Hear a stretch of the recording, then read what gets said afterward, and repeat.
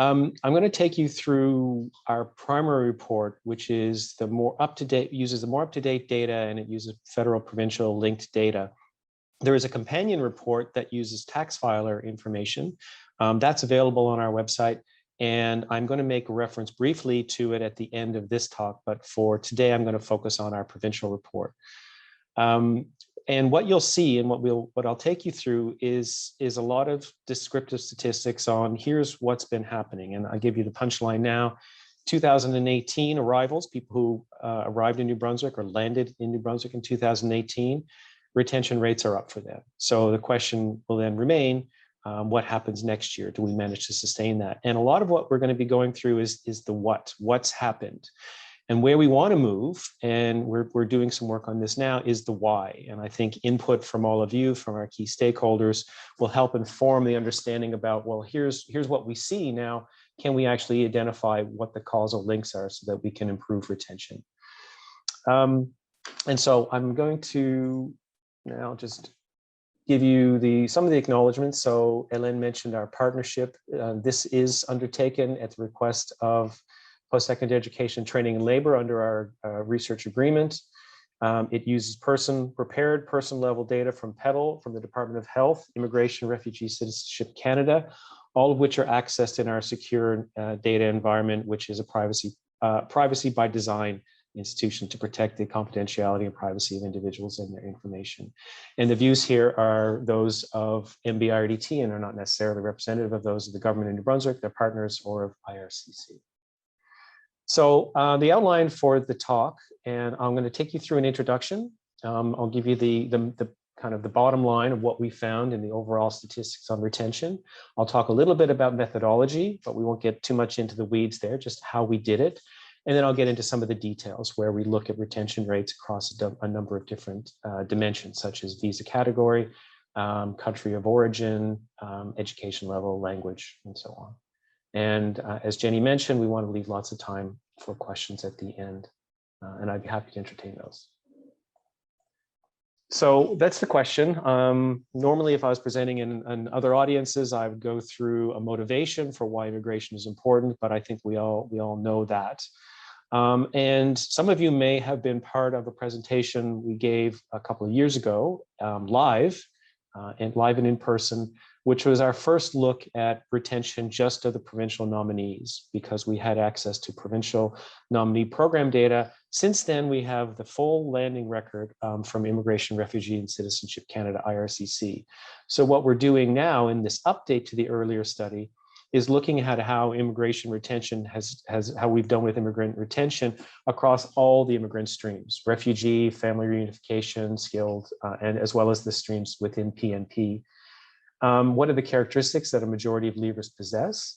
And also, this is our first look at the success of the Atlantic Immigration Pilot in terms of its retention rates and whether it's outperforming its immigration through the other streams. And the earlier report is available on our website, as is this report. So here's the list of highlights.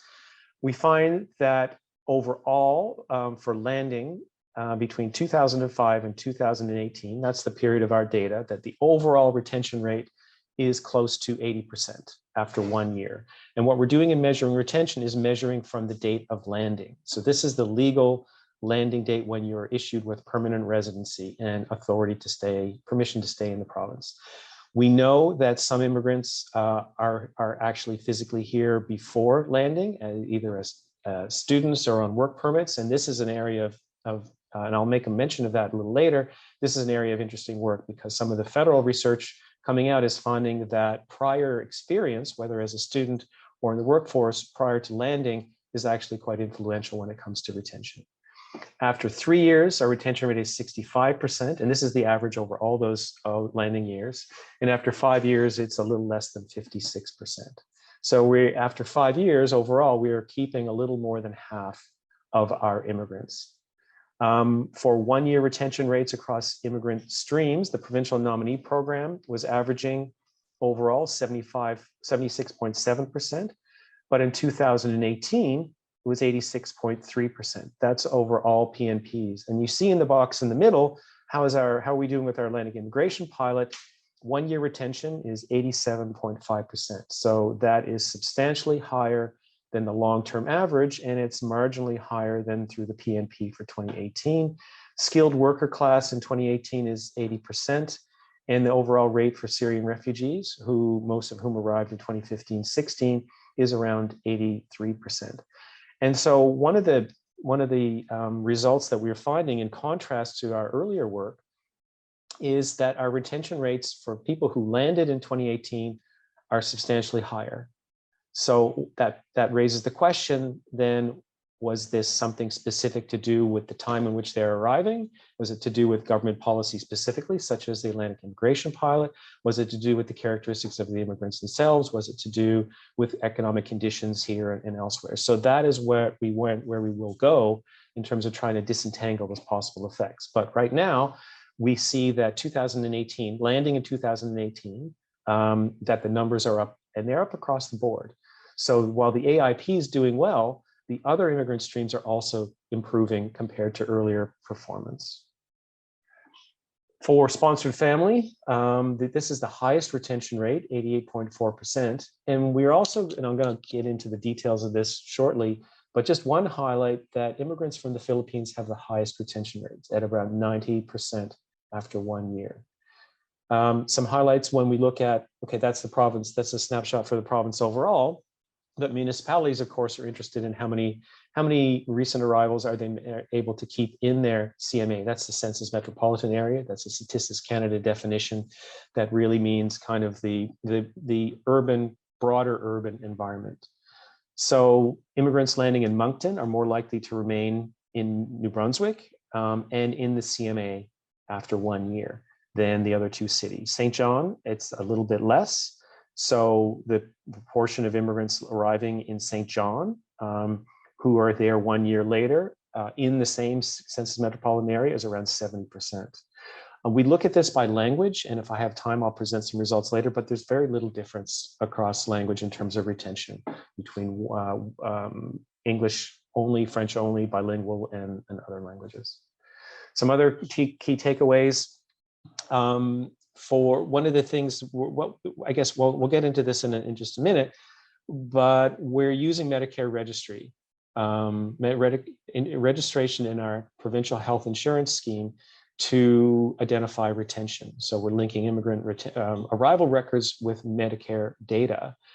And so what we're using to determine who actually arrives in New Brunswick is registration in Medicare. And we know from our earlier work that a substantial proportion of people who indicate New Brunswick as their intended province of destination never arrive. But for those who do, they register for Medicare very quickly within 1 day of landing.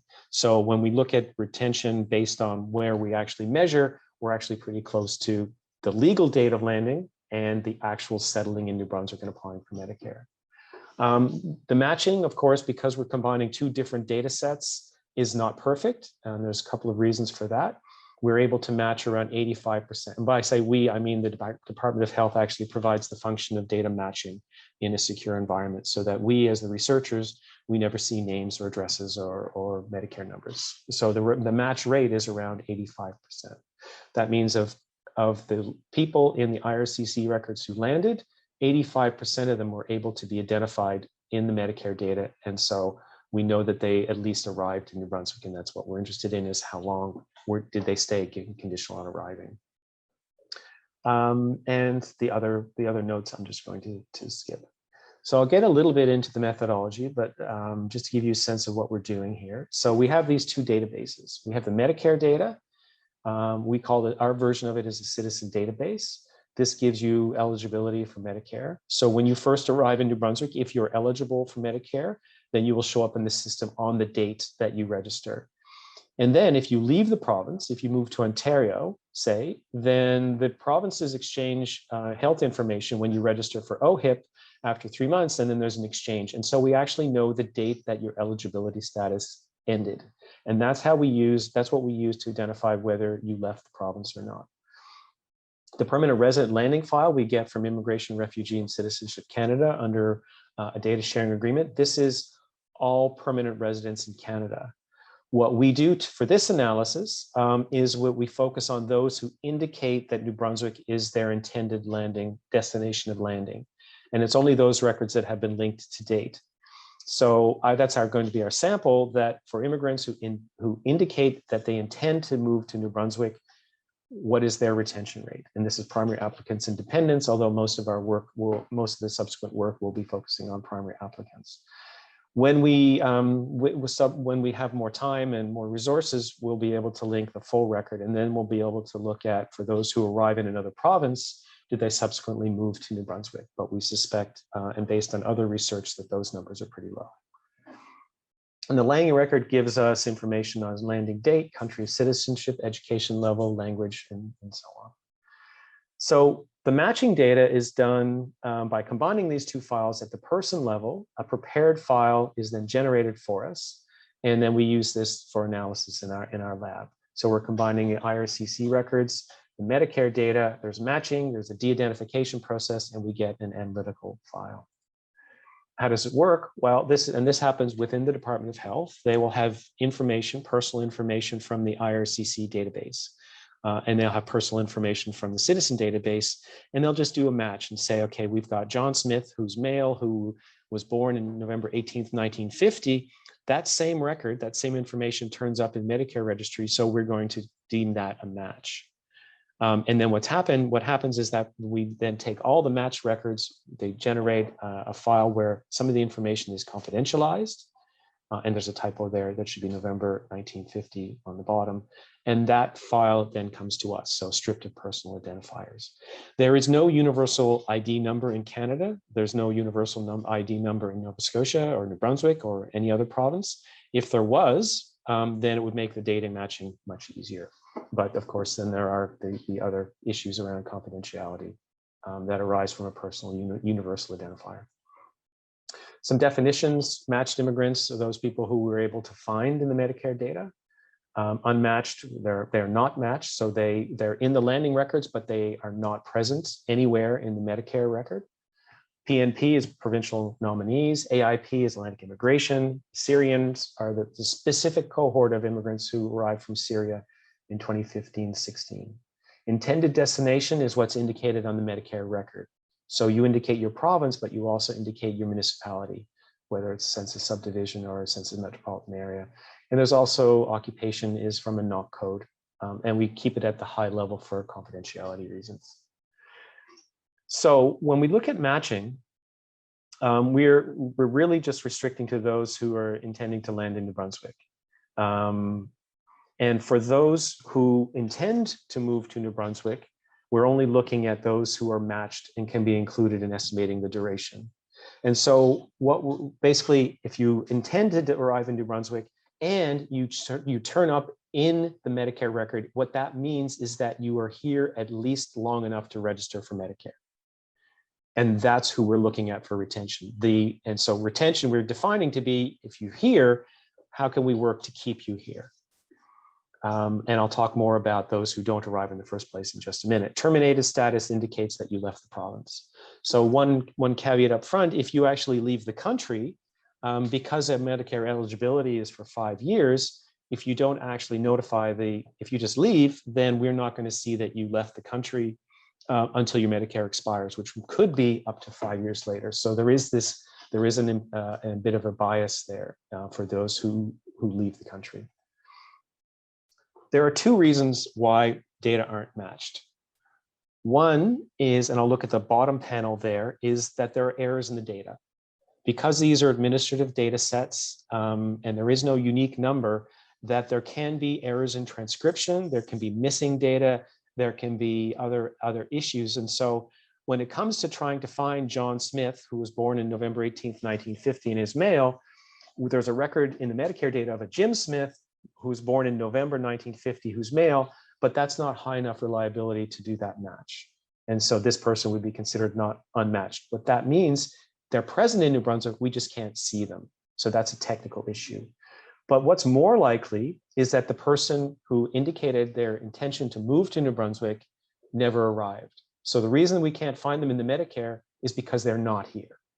And so those are the two reasons why we have unmatched records. In earlier work, we've actually looked in more detail at this, and we find that most of those people who are unmatched actually never arrive.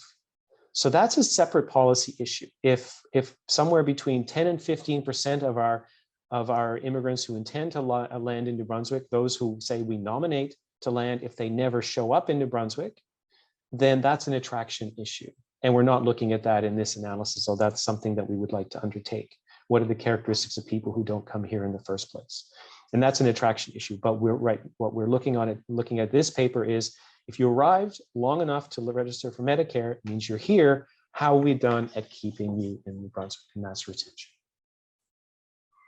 So that's what I've described there. Match rates vary between 80 to 90%, and we want to distinguish between retention and attraction.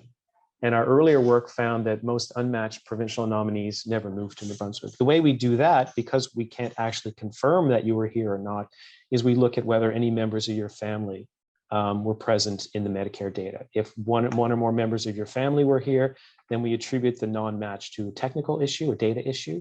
If no one in your family is here, then we assume that you never showed up. But that's a report. That report is available if you're interested. So now I'm going to get into some of the specifics, the detailed results.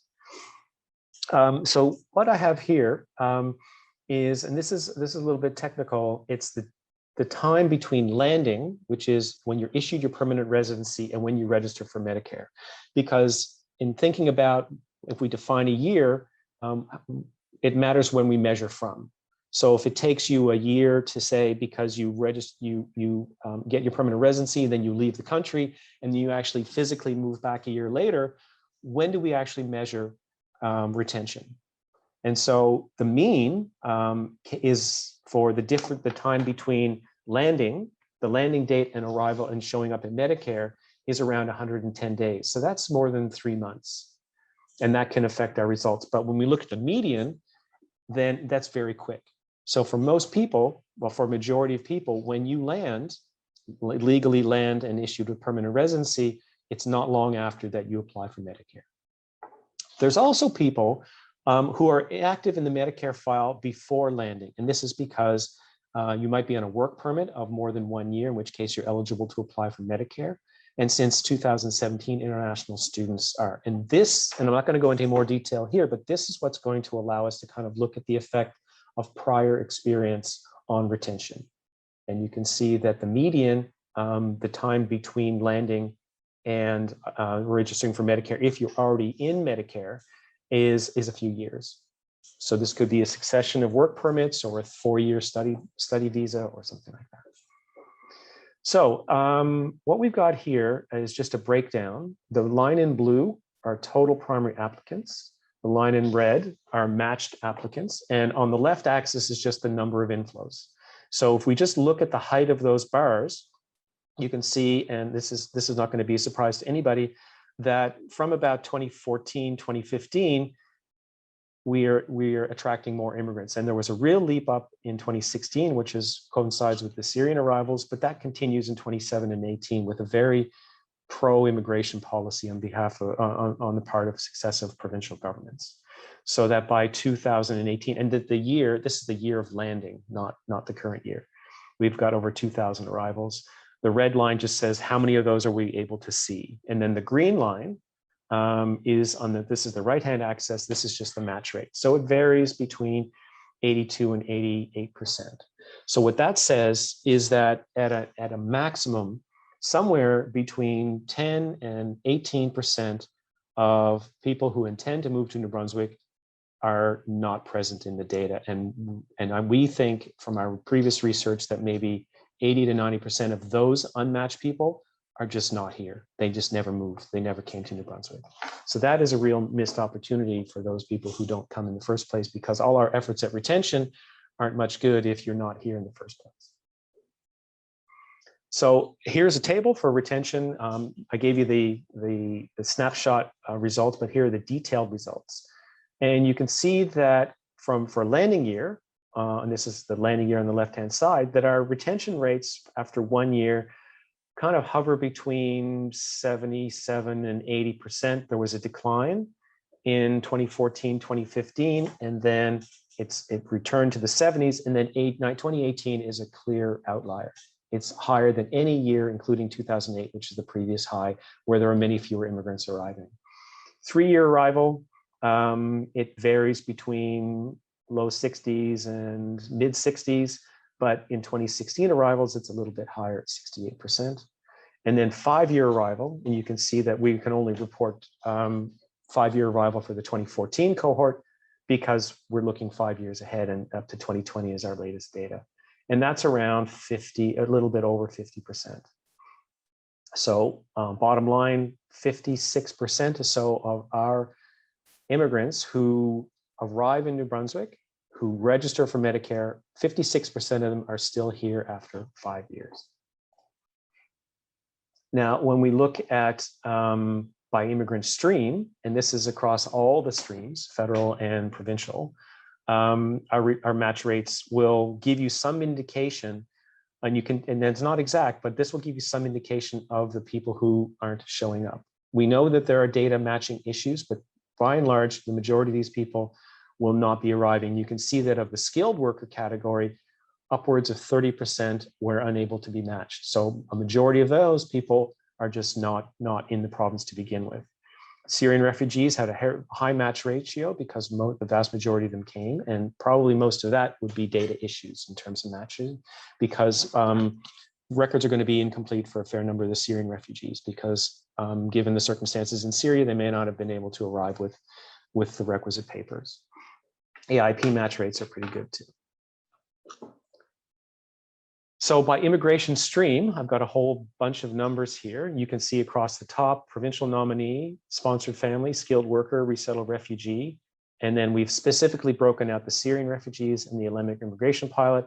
And I'll draw your attention to the bottom lines where the blue arrows are. The overall rates, I showed you highlights earlier, that we get substantial variation by stream. So the low end, it would be 73% for the skilled workers. At that high end, overall, sponsored family, but 2018 across the board retention rates are higher.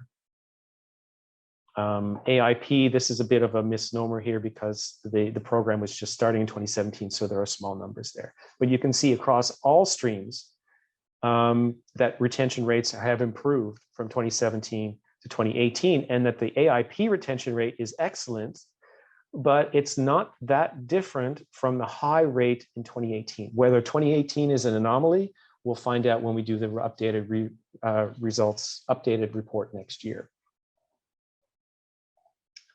5-year retention rates by stream, you can see we get substantial variation again.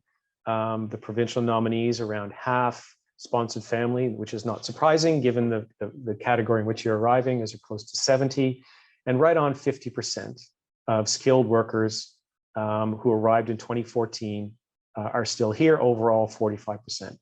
So it's the skilled worker category that is not showing the best results. You get some variation.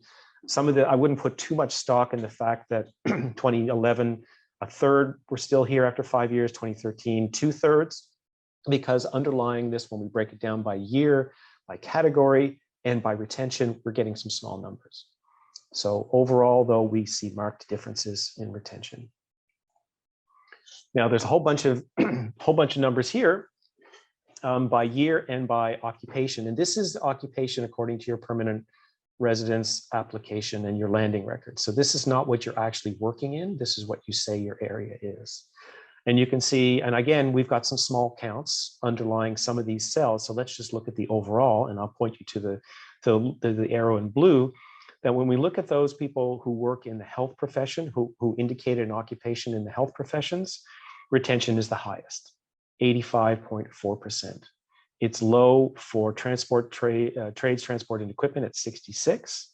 And it's also lower in education, law, and social sciences. So you get a fair bit of variation by occupation. Just as an aside, one of the things that we're working on now is trying to work with occupation groups, with regulatory bodies to get information on who's in a regulated occupation, because that will then allow us to say, not only if you trained as a nurse and you moved to New Brunswick and we know you're in New Brunswick, but are you actually working as a nurse? So country of citizenship, again, I caution you about the small counts underlying some of these. So don't put too much stock into big changes in a particular year. But overall, the Philippines shows one of the highest retention rates. United States has a pretty high retention rate as well, but relatively low numbers when it comes to, especially among more recent arrivals. And you can also see retention rates among people from Vietnam, Romania, and Iran tend to be lower. But in 2018, if we just compare those two columns between 2017 and 2018, or overall in 2018, that there's been improvement in almost all the categories for retention. So there's also interest in terms of where you're living within the province. This is what we've got here is intended compared to actual destination. So your intended city CMA of residence, we've identified the 3 cities in New Brunswick plus then the rest. The actual, more people are moving to Moncton than said that they were, but there's not a lot in the difference there.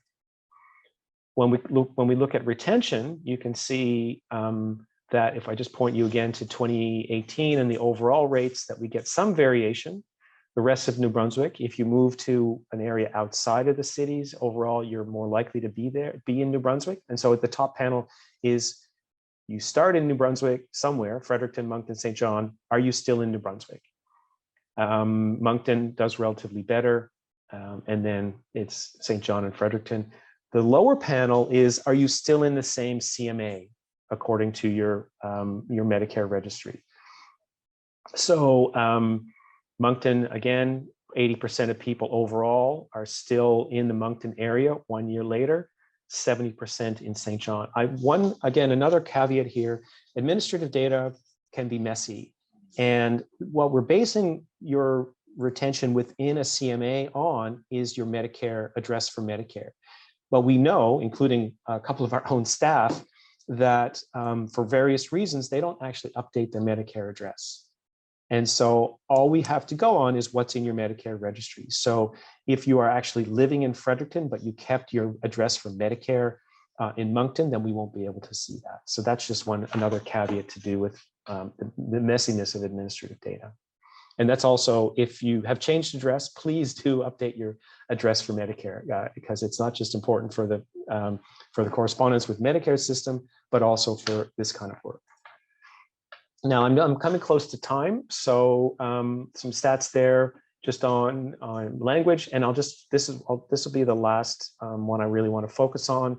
Within the PNP, there are different streams. So within the provincial nominee immigration stream, there are different categories, and what we've done here are break it into those streams and look at retention.